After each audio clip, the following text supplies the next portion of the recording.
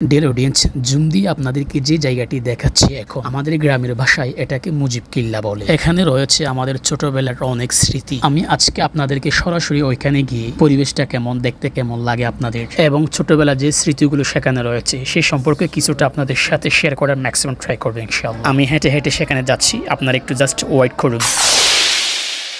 আলহামদুলিল্লাহ, ফাইনালি আমরা সেই মুজিব কিল্লার উপর উঠে গেছি। ডিয়ার অডিয়েন্স, ভিউটা একটু দেখুন, চারদিকে কি চমৎকার করে দেখা যাচ্ছে। আমরা যখন ছোটবেলায় প্রাইমারি স্কুলে পড়তাম তখন অনেক সময় স্কুলে না গিয়ে আমরা এখানে চলে আসতাম। এই মুজিব কিল্লা নিয়ে ছোটবেলার কিছু গল্প আপনাদের সাথে শেয়ার করছি। আসসালামু আলাইকুম ডিয়ার অডিয়েন্স, আজকে গ্রামের অনেক সুন্দর একটা পরিবেশে চলে আসলাম।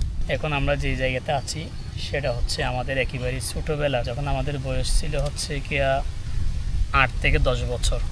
সে সময় আমরা এখানে বেশি আসতাম।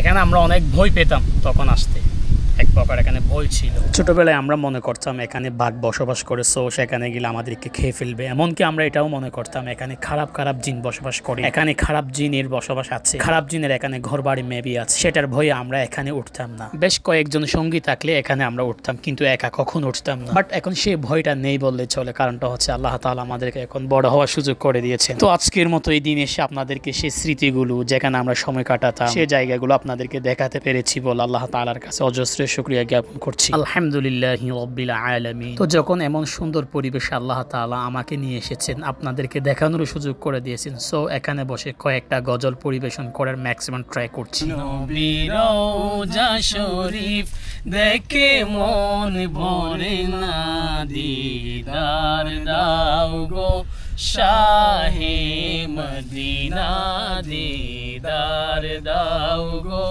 শাহে মদিনা।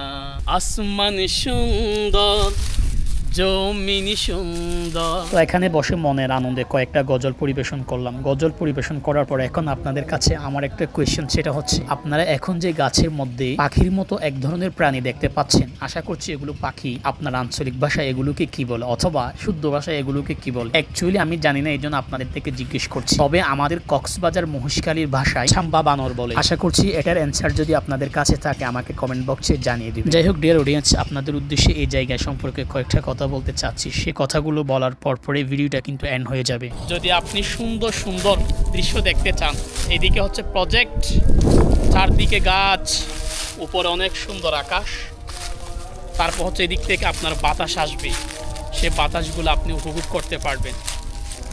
ঠান্ডা ঠান্ডা ফিল, এমন পরিবেশ আমার জানা মতে হয়তো আপনি নাও দেখতে পারেন। আপনাদের প্রতি দাওয়াত রইল, এই জায়গায় আসতে পারেন।